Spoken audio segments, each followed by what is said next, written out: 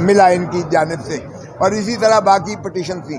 2 دن عدالت عظمیٰ نے 4 بجے تک جو ہے سنوائی کی اس کیس کی، اور آج جو ہے اس کو فکس کیا گیا تھا۔ آپ نے دیکھا کہ پہلے ہی وفاقی حکومت نے جو شور مچا رکھا تھا کہ ہم اس فیصلے کو نہیں مانیں گے، اور اس فیصلے کی تصدیق کر رہے تھے کہ بینچ پر اعتراضات وفاقی حکومت جس انداز سے بھونڈے انداز سے کر رہی تھی وہ بھی سب کے سامنے ہے۔ آج جب عدالت بیٹھی ہے تو اٹارنی جنرل صاحب نے فرمایا کہ جی مجھے اب ہدایات ملی ہیں کہ میں جسٹس منصور علی شاہ صاحب کے بینچ پر بیٹھنے کا اعتراض کروں۔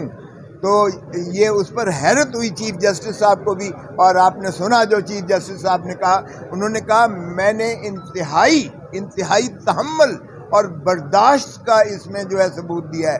آپ نے وہ فیصلہ نہ مانا جو 90 دن کے اندر جو ہے فیصلہ، آپ نے اسے الجھایا رکھا، ریشوز میں الجھائے رکھا۔ آپ کسی ایک نے نہیں کہا کہ 90 دن کا آئین میں مندرج نہیں ہے کہ الیکشنز ہونا قرار پائے ہیں۔ آپ نے صریحاً توہین عدالت کی عظمیٰ کی، اور پھر بھی ہم نے جو ہے بہت تحمل اور برداشت سے ریسٹرینٹ کا جو ہے مظاہرہ کیا۔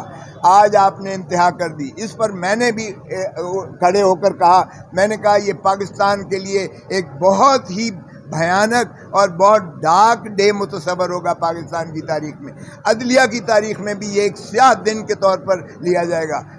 وفاق پاکستان کی بھی جو ہے اس کو تباہی کے دہانے پر لے جانے کی یہ کاوش ہے جو حکومت کر رہی ہے۔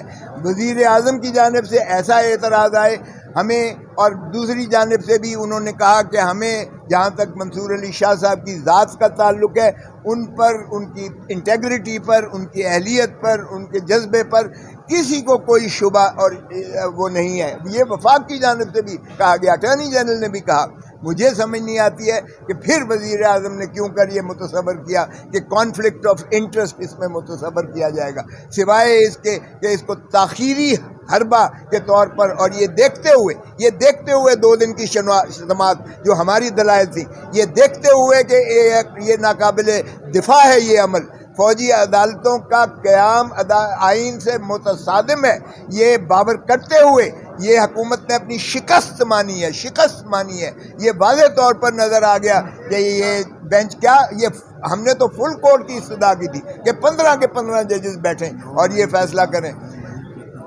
یہ بھی 9 مئی سے کم سیاہ دن نہیں ہے، یہ 9 مئی سے زیادہ سیاہ دن ہے جو آج یہ وفاق کی جانب سے کیا گیا، کیونکہ یہ حکومت برجستہ طور پر سامنے کھل کر آ گئی ہے کہ ہم نہ آئین کو مانتے ہیں، نہ ہم عدلیہ کو مانتے ہیں۔ یہ وفاق اور پاکستان کا بھرپور نقصان کرنے جا رہی ہے، اور اس چیز کا برملا میں نے اظہار جو ہے ریکارڈ کروایا سپریم کورٹ میں، یہ جس دوران یہ ہو گئی تھی۔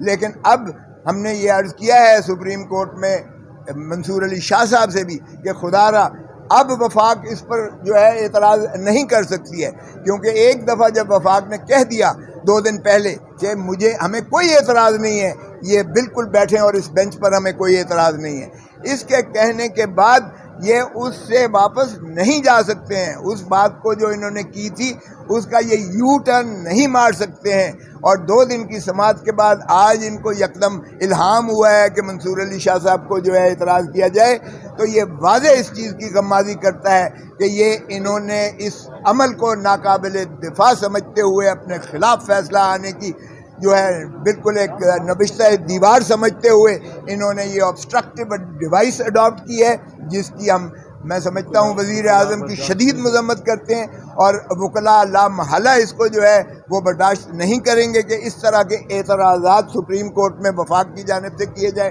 اور عوام پاکستان کی کرب اور اذیت میں اس طرح اضافہ کیا جائے۔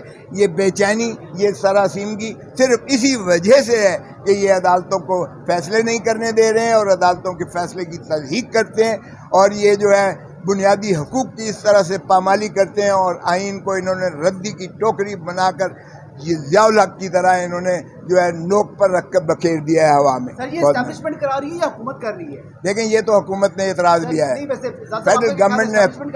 یہ تو حکومت کر رہی ہے۔ دیکھو حکومت سب کچھ اسٹیبلشمنٹ میں تو نہیں ڈال سکتی، یہ تو بڑے لنگڑے بہانے ہیں کہ جی اسٹیبلشمنٹ کر رہی ہے امریکہ بھائی آپ نہ آپ استعفیٰ دو پرائم منسٹر کے صاحب الیکشن کیس میں بھی ایک سیٹ پیٹرن کے تحت وقفے سے پہلے بینچ سے علیحدہ ہوتے رہے ججز، اس کے بعد وقفے سے نوٹس آتے رہے. یہ سیٹ پیٹرن کو آپ کیسے دیکھتے ہیں؟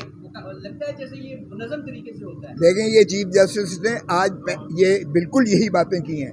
انہوں نے کہا کہ آپ ہی کا یہی وتیرہ چلا آ رہا ہے جس میں آپ ریشوز میں الجھا رہے ہیں. آئین بڑا واضح ہے ان چیزوں پر، چاہے وہ 90 دن کے الیکشن سے اس پہ بھی واضح ہے. ہمارا فیصلہ انہوں نے کہا اس پر بھی واضح ہے. آپ ریشوز پر کرتے ہو، اب بھی آپ وہی چیز جو ہے کر کے الجھا کر جو ہے آپ سائیڈ ایشوز میں ٹریک کر کے آپ کنفیوژن کیا جو ہے طرف لے کے جا رہے ہیں. اور یہ جو ہے ہمارے برداشت جو ہے ہماری اس پہ آپ سر ہم خیال ججز اور حکومتی ججز کے الزامات نے کتنا نقصان پہنچایا ہے سپریم کورٹ؟ اچھا سر یہ کوئی ہم خیال اور کوئی حکومتی نہیں ہے، معاف کیجیے گا. جج ہے اور ججوں میں اختلاف رائے ایک خوش آئند بات ہے اور تسلیم شدہ بات ہے. اس لیے ہم اس کو جو ہے یہ نہیں سمجھتے کہ یہ ججوں میں ڈویژن ہے. البتہ ہر ایک کا اپنا اپنا نظریہ ہونا. دونوں شخصیات ہیں کہ اس ساری صورتحال میں ایسے لگ رہا ہے کہ جیسے سپریم کورٹ کمزور ہے، وہ اپنے آرڈرز کو ایگزیکیوٹ نہیں کروا پا رہی. آپ دونوں سینئر ہیں، آپ نے بہت طریقے سے سیاست دیکھی، عدالت کے اندر کیا کچھ ہوتا رہا ماضی میں. آپ کیا کہنا چاہیں گے چیف جسٹس صاحب کو کہ کیا اب ان کے پاس یہ نہیں وقت نہیں ہے کہ ایکشن لے یا اس کا جواب چیف جسٹس صاحب نے خود دیا ہے. انہوں نے کہا کہ ججز کے پاس ایک مورل اتھارٹی ہوتی ہے، ہمارے پاس ڈنڈا نہیں ہوتا ہے. ڈنڈا اور چھڑی اوروں کے پاس موجود ہے. اس لیے ہماری مورل اتھارٹی جو ہے ہوتی ہے جسے عوام بھی تسلیم کرتی ہے، دنیا بھی تسلیم کرتی ہے، آئین کے اندر ہوتی ہے. اس مورل اتھارٹی کو آپ نے ریشوز میں کنفیوز کر کے الجھا کے جو ہے خراب کیا ہے. ہم آئین پر عمل داری کرتے ہیں، ہم کسی کے جواب دینے ہیں. اس کا جواب خود چیف جسٹس صاحب نے دے دیا ہے. اس لیے حکومت کو ہوش کے ناخن لینا چاہیے کہ خدا را اسے سرزمین بے آئین نہ بنائیے گا. میں ایک ذرا اضافہ ان کے سپریم کورٹ کیا کر سکتی ہے جو سپریم کورٹ کو کرنا چاہیے. سپریم کورٹ ایک چیز نہیں کر سکتی جو اس کو نہیں کرنا چاہیے، وہ یہ کہ وہ پھر ایک ڈیٹ دے دے اور کیا اس ڈیٹ پہ الیکشن ہوگی. یہ ماننے کو تیار نہیں ہوں گے، نہ چیف الیکشن کمشنر، نہ فائنانس منسٹر، نہ ڈیفنس منسٹر، نہ انٹیریئر منسٹر. یہ کوئی ریسورس وسائل نہیں دیں گے اس کی خاطر. یہ کہیں گے وہ ہوں گے الیکشن تو 8 اکتوبر کو ہوں گے، وہ 8 اکتوبر کو بھی نہیں کرائیں گے. سپریم کورٹ کو چاہیے یہ اگر عملی اقدامات نہیں لیتے الیکشنز کی طرف، اور یہ اس طرح کی بہتان انگریزی کرتے ہیں، اور اس میں انہوں نے بہت ساری کی ہے. پہلے وہ جو جلسہ کیا انہوں نے سپریم کورٹ کے گیٹ کے باہر، اور مریم بی بی نے بھی اور مولانا فضل الرحمان نے بھی ہردہ سرائی کی. ان کو چاہیے، سپریم کورٹ کو چاہیے سیلف ایگزیکیوٹری آرڈرز پاس کر. ایک یہ کہہ دیں یہ انہوں نے توہین عدالت کی. ان کی جو جواب ہے اور ان کی جو پٹیشنز ہیں اور ان کے جو جلسوں میں تقریریں ہیں وہ بذات خود توہین عدالت ہے. اس کا نوٹس دیں. اگر یہ پیش نہیں ہوتے کہ ہم اس بینچ کو ریکگنائز نہیں کرتے، توہین عدالت میں کنوکشن کا فیصلہ دے دیں. دوسرا فیصلہ دیں کہ یہ توہین عدالت کر دیں کہ باعث یہ ڈسکوالیفائی ہو گئے. میں دیکھتا ہوں کون سا یہ ان میں سے کون سا جو ڈسکوالیفائی ہوا ہوگا وہ اپنی نامینیشن پیپر بھی دے سکے گا. وہاں مخالف امیدوار وہاں آ کے اس کا پہرا دیں گے سپریم کورٹ کے فیصلے کا، اور ان کو پتہ لگ جائے سب کو ڈسکوالیفائی کرے سپریم کورٹ. اس میں کوئی سپریم کورٹ کا ایگزیکیوشن کرانے کی ضرورت نہیں ہے. یہ خود جو ان کے مخالف امیدوار ہوں گے وہ ان کو وہ وہاں جھگڑا کریں گے، ان کو داخل نہیں کرنے دیں گے کاغذ. تیسری بات، ان کو کاسٹ ڈالیں، 5 کروڑ کا جرمانہ کریں. آخر میں نے فیس لی ہے چودھری صاحب سے میری 3 نومبر 2017 سر آپ میں سے فیس زیادہ کون لیتا ہے؟ موسیٰ صاحب آپ سے زیادہ آپ نے بطور درخواست عام آدمی کو آپ کو افورڈ ہی نہیں کر سکتا سنا ہے.